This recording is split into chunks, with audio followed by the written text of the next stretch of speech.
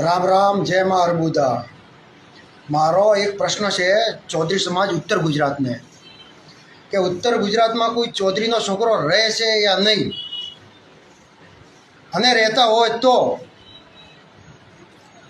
બંગડી મોકલાવું તમારા માટે, કેમ કે બંગડીના લાયક તમે છો બધા।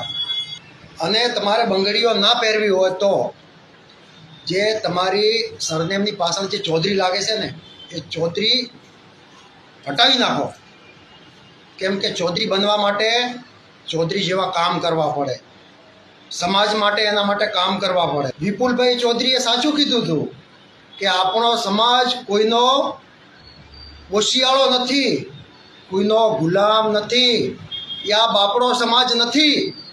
એ વાત સાચી છે, પણ હકીકત આજે ગુલામ અને બાપડો થયો છે। કેમ?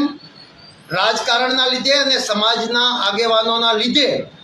સમાજના આગેવાનો લીધે યુવા શક્તિને બધી દબાવી નાખીએ, કોઈ યુવા વ્યક્તિ આગળ લડવા માટે તૈયાર નથી આપણા સાહેબો, આપણા આગેવાનો આવું કહે છે આપણે હરિયાણાથી આવેલા છીએ।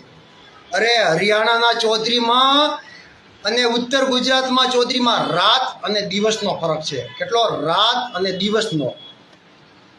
એ તમે નક્કી કર્યું, તમે સાબિત કર્યું,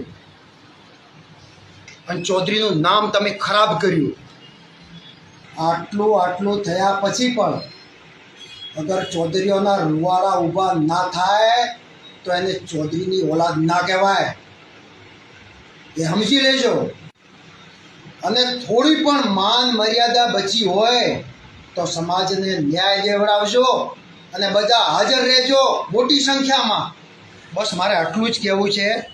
જય મા અર્બુદા, રામ રામ।